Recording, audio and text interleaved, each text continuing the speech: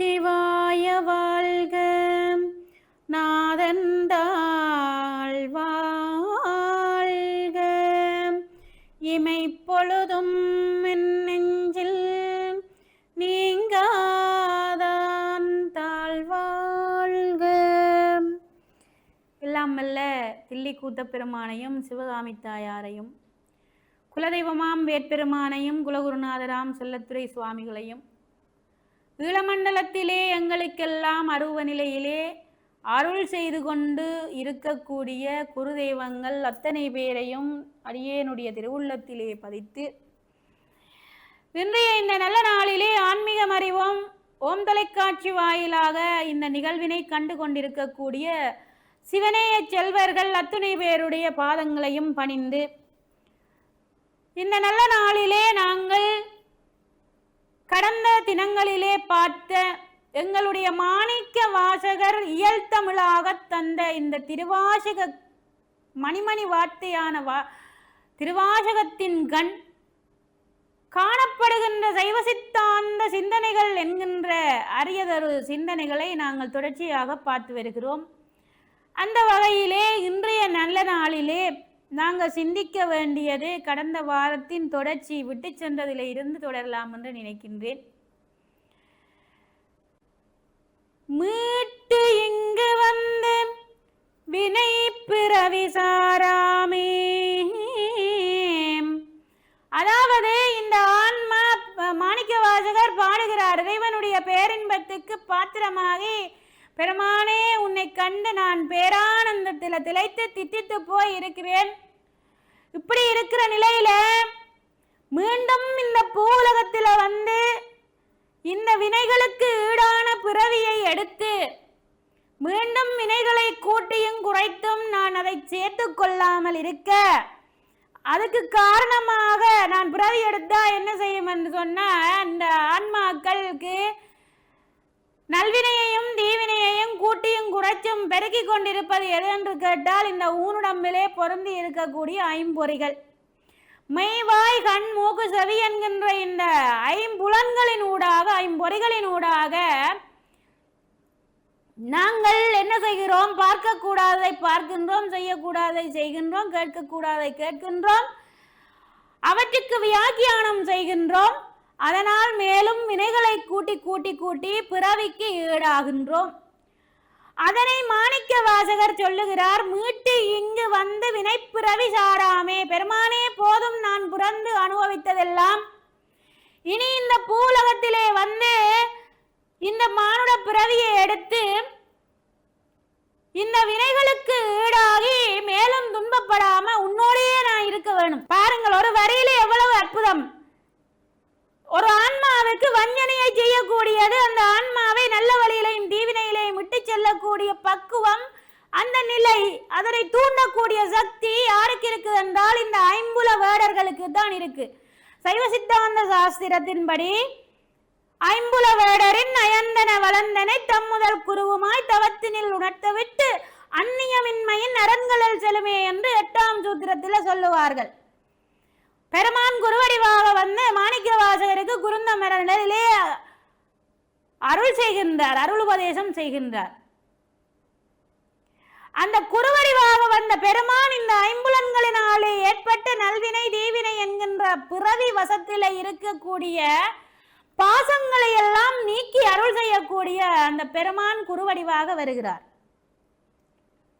அப்ப இந்த வஞ்சனையை செய்யக்கூடிய இந்த புலன்கள் பொறிகள் அதற்கு வசமாகி மேலும் மேலும் பிறவிக்கு ஆளாகாம இந்த பூமியில பிறக்காம நான் இருக்க வேணும். இதை யார் வேண்டுவார்கள்? சாதாரணமான நிலையில உலகியல் வாழ்க்கையில அனுபவித்து வாழ்ந்து கொண்டிருக்கிறவர்கள்ட்ட போய் பெருமான் நாங்கள் எல்லாம் கேட்கிறோம், பெருமானே முத்தி வேண்டும் முத்தி வேண்டும் என்று சொல்லி இன்னைக்கு பெருமான் எங்கட கண்ணுக்கு முன்னால வந்து நின்று அப்பவா உனக்கு இன்னைக்கு காலம் முடிஞ்சது போவோம் என்று கேட்டா சந்தோஷமா நான் வாரண்டு போகக்கூடிய ஆக்கள் எத்தனை பேர் நாங்கள் இருக்கிறோம்? அங்கேதான் எங்களுடைய உள்ளத்தின் கிடக்கை வெளிப்படுகின்றது, உண்மையான ஆன்மா அறிவு வெளிப்படுகின்றது. என்னுடைய பிள்ளையை யார் பார்க்கிறது, என்னுடைய அப்பாவை யார் பார்க்கிறது, அம்மாவை யார் பார்க்கிறது, கணவனை யார் பார்க்கிறது, மனைவி யார் பார்க்கிறது என்று உலகியலை பற்றிய எண்ணம் அங்கே வந்துவிடும். தெய்வமே நேர்ல வந்து முன்னால நின்றாலும் எங்கட சிந்தனை ஒரு கணம் நிலை தடுமாறி போய்விடும். அந்த நிலை தடுமாற்றங்களை எல்லாம் கடந்த நிலையில நின்றவர் மாணிக்கவாசகர். அதனாலதான் அவர் கேட்டார், அதாவது இறைவன் திருவடி நிழலை தலைக்கூட வேண்டும் என்று துடியாய் துடிக்கின்ற ஆன்மாக்களுக்குத்தான் இந்த நிலை பொருந்தும். அவர்கள்தான் இதில் மிக உறுதியாக இருப்பார்கள். இங்கே நாங்கள் கண்ணப்ப நாயனாரையும் சுட்டிக்காட்ட வேண்டும். அவர் மாணிக்கவாசகரே சொல்லுகிறார் கண்ணப்ப நாயனாருடைய அன்பை பற்றி. கண்ணப்பன் ஒப்பதோர் அன்பின்மை கண்டவின் வண்ணப்பனித்தன்னை வாவந்த வான்கருணை சுண்ணப்பொன் நீற்றக்கே சென்றூதாய் கோத்தும்பி என்று சொல்லி மிக அற்புதமாக கண்ணப்பனுடைய அன்பை, கண்ணப்பன் ஒப்பதோர் அன்பின்மை கண்டவின், கண்ணப்பனுடைய அந்த அன்பை, பேரன்பை உன்னிடத்தில கொண்ட அந்த பேரன்பினாலே அவன் செய்த அந்த கருணையை செயலை பார்த்தபின் வண்ணப்பனித்தென்னை வாவன்ற வான்கருணை சுண்ணப்பொன் நீற்றற்கே சென்றூதாய் தும்பி நீ போய் சொல்லு, அதுபோல என்னையும் ஆட்கொள்ள வேண்டும் என்று தூது அனுப்புறதாக கோத்தும்பியில பாடுவார். அதுபோல இறைவனை அடைய வேண்டும். பெருமான் இன்றைக்கு வந்து வாண்டு கூப்பிட்டாலும் சரி, நாளைக்கு வந்து வாண்டு கூப்பிட்டாலும் சரி, நான் சந்தோஷமாக வாரணப்பா நீ என்ன கூட்டிக் கொண்டு போனா காணும் என்று நினைக்கக்கூடிய நிலையில இருக்கக்கூடிய ஆன்மாக்களுக்குத்தான் பெருமானுடைய திருவடியை தலைக்கூட வேண்டும். தாடலை போற்கூடி தானிகளாவே தின்ப கூடலை நீ ஏகமெனக்குள். பெருமானுடைய திருத்தாளினை பற்றி, அதாவது கண்ணப்ப நாயனார் எப்படி காலத்தி மலையிலே பெருமானுடைய லிங்கத்தை கண்டுவிட்டு பெருமானே இருப்பதாக எண்ணி மங்கினை பற்றி போக வல்லுடும்பு என நின்றான் என்று சேக்கிழார் பதிவு செய்வார். அதுபோல மாணிக்க வாசகர் இங்க சொல்லுகிறார், மீட்டிங்கு வந்து வினைப்பிறவி சாராமை. பெருமானே எனக்கு இந்த பிறவியும் வேண்டாம், ஒன்றும் வேண்டாம், இந்த வினை வசத்தினாலே இந்த ஐம்புல வேடர்களினாலே நான் பட்ட துன்பம் போதும். உன்னுடைய திருத்தாளை பற்றி உன்னை தலைக்கூடி நிற்கின்ற நிலையில்தான் அவர் இதை வேண்டுகிறார். அதாவது அவருக்கு இந்த தூல தேகம் ஒரு பொறையாகவும் சிறையாகவும் இருக்கின்றது. அதனாலதான் அவர் எப்படி சொல்லுகிறார் என்றால், ஊனுடம்பின் உட்கிடப்ப என்றார். என்னொரு வரியில ஊனுடம்பு அழிந்து போகக்கூடிய இந்த உடம்பின் உள்ளே கிடப்ப ஆற்றேன். இந்த உடம்பு செய்யக்கூடாதவற்றை செய்து சிந்திக்க கூடாத சிந்திக் கொண்டிருக்க ஆற்றாமை ஆள தவிக்கிறேன் என்று சொல்றார். ஆக்கையை பொறுத்தேன் புகழேன் என்றார். ஆக்கையை பொறுத்தல் புகழேன். இந்த ஆக்கையை நான் சுமந்து கொண்டிருக்கிறத பொறுத்திருக்க நான் விரும்பல, எப்பொழுதும் உன்னோடையே இருக்க வேணும்.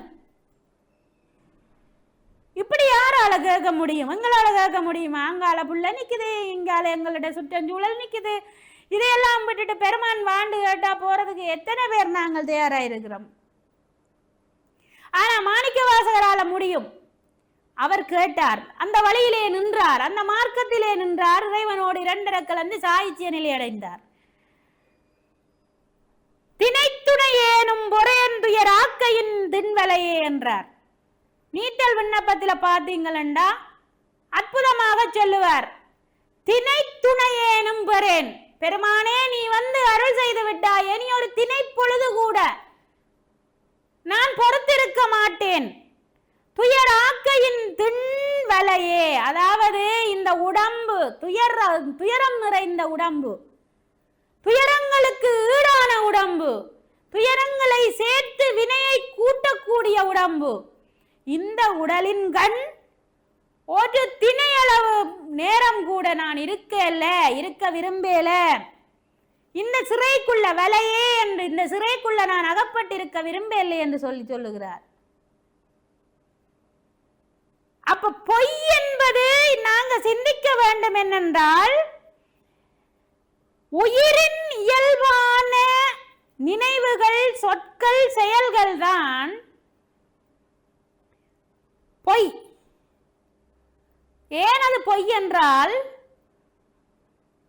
அருளம்பலவனார் என்கின்ற இந்த உரையாசிரியர் உரை செய்கின்ற பொழுது அவர் குறிப்பிடுகின்றார், உள்ளீடு இன்மையினால் அவை பொய் எனப்பட்டது என்பார். அதாவது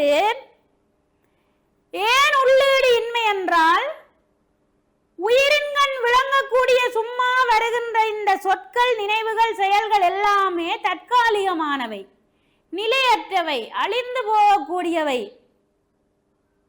அதனாலே அது ஆன்ம ஈடேற்றத்தை தருமா என்றால் இல்லை. ஆகவே அது பொய். அப்ப மெய் என்பது என்ன என்றால், இறை அருள்வழி நிற்றலினாலே உண்டாகின்ற நினைவுகள். சாதாரண நிலையிலே நாங்கள் இப்ப இருந்து கொண்டு நான் இந்த நாட்டுக்கு ஜனாதிபதியாக வர வேண்டும், அடுத்த முறை நான் இந்த நாட்டிலே ஒரு முதலமைச்சராகவோ அல்லது ஏதோ ஒரு பெரிய பதவியில் இருக்க வேண்டும் என்று கற்பனை பண்ணுவது எல்லாம் நிலையற்ற ஒரு விடயங்கள், தற்காலிகமானவை. அவையெல்லாம் ஆன்ம ஈடேற்றம் தருமோ என்றால் இல்லை. ஆகையினால் ஆன்ம ஈடேற்றம் தராத சொல்கள், செயல்கள், நினைவுகள் எல்லாம் பொய் என்றும், இறைவனுடைய திருவருளின் பால்பட்டு அவன் அருளினாலே நிற்றலினாலே அவன் வழிப்படுத்தலிலே நின்று செயற்படுகின்ற ஆன்மாக்களுக்கு உண்டாகின்ற அந்த ஆன்மாக்களின் நினைவுகளும் சொற்களும் செயல்களும் உயிரின் ஈடேற்றத்தை தரவல்லன என்பதனால அவை மெய் என்று சொல்லி குறிப்பிடுகின்றார். ஆகவே வினை பிறவி என்றால் நாங்கள் சிந்திக்க வேண்டும். வினையால் உண்டாகின்ற பிறவி ஒன்று, அடுத்தது வினையை தேடுவதற்குரிய பிறவி. வினைப்பிறவி என்கின்ற ஒரு சொல்லில நாங்கள் ரெண்டு அர்த்தத்தை காண்கிறோம். ஒன்று, நாங்கள் ஏற்கனவே செய்த வினைகளின் வசத்தினாலே நமக்கு உண்டாகின்ற பிறவி.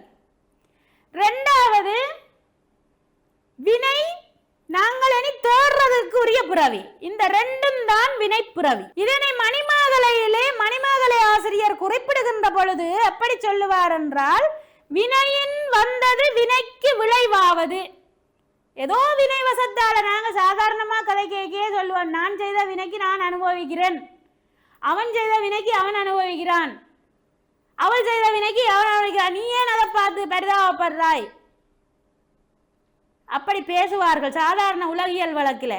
இங்க மணிமேகலை ஆசிரியர் சொல்லுகிறார் அற்புதமாக, மாணிக்க வாசகருடைய அந்த கூற்றுக்கு சான்றாக, வினையின் வந்தது வினைக்கு விளைவாவது. அதாவது இந்த உயிர்கள் தாங்கள் செய்த வினைக்கு ஈடாகவே இந்த வந்து பூமியில பிறந்திருக்கின்றது. அதுதான் அந்த செயல். வினை என்றால் செயல். இலக்கணப்படி தமிழ் இலக்கணத்தில் வினை என்றால் செயலை குறிக்கும். அப்ப அந்த ஆன்மாக்கள் பல பிறவிகளிலே செய்த வினை வசத்தினாலே வந்து பிறந்திருக்கிறது. அதுதான் அதன் விளைவு. இப்படியாக பிறவி துன்பத்துக்கு காரணமாதலினாலே பிறவி சாராமே என்றார். அப்ப மீட்டு இங்கு வந்து வினைப்பிறவி. வினைப்பிறவி என்றது ரெண்டு வகையாக நாங்கள் பிரித்து பார்க்க வேண்டும் என்று சொன்னான். ஒன்று, நாங்கள் வினை வசத்தினாலே வினையால உண்டான பிறவி, வினையை நாங்கள் பிறந்து இனி தேடுவதற்குரிய பிறவி, ஆகவே வினைப்பிறவி. இந்த வினைப்பிறவியினாலே வந்து பிறவி துன்பத்துக்கு காரணமாகிறதாலதான் அந்த பிறவி சாராம இருக்க வேண்டும். இதனை கண்டபத்தில சொல்லுகிற பொழுது அற்புதமாக சொல்லுவார். வினை பிறவி என்கின்ற வேதனையில் அகப்பட்டு தனை சிறிதும் நினையாதே தளர்வெய்தி கிடப்பேனை. வினைப்பிறவி என்கின்ற வேதனையில் அகப்பட்டு தனை சிறிதும் நினையாதே. பெருமானே, உன்னை நான் வினை வசத்தால ஒரு கணம் கூட நினைக்கல. காரணம், நினைக்க விடல. நான் செய்த வினை எனக்கு விடல. நாங்க சாதாரணமா நினைப்போம் ஆலயத்துக்கு போக வேண்டும் என்று. ஆனா ஏதோ ஒரு காரணம் வந்து போக முடியாம போயிடும். அதுதான் எங்கட வினை. அப்ப மாணிக்க வாசகர் பாடுறார் பாருங்கள். வினைப்பிறவி என்கிற வேதனையிலே அவப்பட்டு தனை சிறிதும் நினையாது, பெருமானே உன்னை நான் ஒரு சிறிது பொழுது கூட நினைக்காமல் தளர்வெய்தி போய் கிடக்கிறேன், நான் என்ன செய்கிறேன்னு தெரியாம ஓய்ந்து தளர்ந்து போய் கிடக்கிறேன். திருப்படி எழுச்சியில சொல்லுவார், இந்த வினை வசத்தால எப்படி பிறவி நாங்கள் சாராம இருக்க வேணும் என்று. வாராமே என்பது போல சாராமே என்று சொல்லி வாராமே என்று அங்க குறிப்பிடுவார். இங்க மீட்டிங்கு வந்து வினைப்பிறவி சாராமே என்றவர் அங்க திருப்படி எழுச்சியில குடிக்கிற பொழுது வாராமே என்று சொல்லி சொல்லுவார். அப்ப நாங்கள் வினையினை பெருக்கி பெருக்கி பெருக்கி பிறவிகளுக்கு உட்படாமல் இருக்க வேண்டும் என்று சொன்னால் பெருமானுடைய திருத்தாளை பற்றி நிற்க வேண்டும். எங்களுக்கு அதுதான் பேரின்பம் என்பதை நிலைத்த பேரின்பத்தை தரக்கூடியது, மெய்யறிவானது, மெய்ப்பொருளானது, நிலையானது என்கின்ற தன்மையை உணரச் செய்யக்கூடியது. பெருமானுடைய பேரின்பமாகிய பேரின்ப வீடு அது மட்டுமே நிலையானது, மற்றதெல்லாம் துன்பம் தரக்கூடியது என்பதை மாணிக்க வாசகர் மிக அற்புதமாக இந்த வரிகள்ல எங்களுக்கு தந்திருக்கிறத காணலாம். அடுத்ததை பாருங்கள். கள்ளப்புலக்குரம்பை கட்டளைக்க வல்லானே. கள்ளப்புலக்குரம்பை அதாவது கள்ளமண்டா வஞ்சனை. இந்த வஞ்சனையை செய்யக்கூடியதுதான் எங்களுடைய இந்த ஊனுடம்பு. புலன்கள் கள்ளப்புலனைந்தும் காணா மணிவிளக்கே என்று சொல்லி திருமந்திரத்தில திருமூல நாயனார் பதிவு செய்வார். கள்ளப்புலனைந்தும் காளா மணிவிளக்கே என்று சொல்லி சொல்லுவார். இந்த கள்ளப்புலன்கள் வஞ்சனையை எங்களுக்கு தொடர்ந்து செய்து கொண்டிருக்கும். ஏனென்றால் பெருமானை மெஞ்சறிவை நாங்கள் அறியக்கூடாது என்பதற்காக எங்களை வஞ்சித்து கொண்டே இருக்கும். இதனை திருக்குறள்ல திருவள்ளுவர் சொல்லுகிற பொழுது உள்ளுவன் மஞ்சான் உரைப்பது அவர் திறமாற் கள்ளம் புறவோ பசப்பு. உள்ளுவன் மஞ்சான் உரைப்பவர் திறமால் கள்ளம் புறவோ பசப்பு என்று சொல்லுவார். அதாவது இந்த ஐம்புல அவாக்களுக்கு இடமாக இருக்கின்ற பொறிகளை, ஐம்புலன்களால தான் எங்களுக்கு பேராசை வருது. அதை பார்க்கிறோம், கேட்கிறோம், கதைக்கிறோம், சிந்திக்கிறோம். இந்த ஐம்புலன்களினால எல்லாத்தையும் பார்த்து விட்டு பேராசை விளைகிறது. அந்த பேராசையினால நாங்கள் அவாப்பட்டு துன்பத்துக்கு ஆளாகிறோம். ஆகவே இந்த ஐம்புலன்களின் அவாக்களுக்கு இடமாக இருக்கின்ற பொறிகளை, அதாவது மெய், வாய், கண், மூக்கு, செவி ஆகிய இந்த பொறிகளை புலக்குரம்பை என்று சொன்னார். இந்த வஞ்சனையை சூதனை செய்யக்கூடியது, ஆன்ம அறிவை மறைக்கக்கூடிய சக்தி இந்த புலன்களுக்கு தான் இருக்கு. ஆகவே சிறுமனை போன்ற வீடு அதாவது சிறுமனை என்று சொன்னால் சிறு வீடு போன்றதுதான் எங்களுடைய இந்த தூல தேகமாகிய உடம்பு. இந்த உடம்புக்குள்ள இந்த புலன்கள் பல வாசல்களாக எங்களுக்குள்ளே இருந்து கொண்டு எங்களுக்கு வஞ்சனையை செய்து கொண்டிருக்கிறது. உண்மையிலே ஆன்மாவுக்கு அறிவுண்டு. அந்த ஆன்மாவை அறிவு மயக்கம் செய்து மெஞ்ஞான அறிவை விளங்கிக் கொள்ள முடியாத வகையில சிறைப்படுத்தி வச்சிருக்கக்கூடிய தன்மை இந்த புலன்களுக்கு மட்டுமே உண்டு. அந்த புலன்கள் அந்த வஞ்சனையை செய்யும். அதனாலதான் புலக்குரம்பை கட்டளிக்க வல்லானே. இந்த வஞ்சனையை இந்த உடம்புக்குள்ளே இருந்து செய்யக்கூடிய இந்த புலன்களை எல்லாம், அந்த கட்டுக்களை எல்லாம் அழிக்க வல்லவனே பெருமானே நீதான். வேற யாரும் இல்லை, வேற யாராலே முடியாது. 10 மாதம் சுமந்து பெற்ற அம்மாவாலையும் முடியாது. அம்மாவுக்கு இந்த கருவில நாங்கள் உதிப்பதற்கு காரணமாக இருந்த அப்பாவாலையும் முடியாது. அந்த அம்மாக்கும் அப்பாக்கும் குழந்தையாக பிறக்க வேண்டும் என்று விதித்த இறைவனாகிய பரம்பொருளினால மட்டும்தான் அந்த ஆன்மாவுக்கு இருக்கக்கூடிய மலபந்தங்களை எல்லாம் நீக்கி பேரருள் வழிப்படுத்தக்கூடிய சக்தி உண்டு என்கின்ற அரிய சைவ சித்தாந்த சிந்தனையை மாணிக்க வாசகர் இங்கே விதைச்சிருக்கின்றார். நல்லதொரு பொழுதிலே அரிய சிந்தனைகளை இன்று உங்களோடு பேச கிடைத்த திருவருளுக்கு நன்றி கூறி அமைகின்றேன். என்றும் இன்பம் பெருகும் இயல்பினால் ஒன்று காதலித்துள்ளமும் ஓங்கிட மன்றுளாரடியார் அவர் வான்புகள் நின்றது எங்கும் நிலவி உலகெலாம். திருச்சிற்றம்பலம்.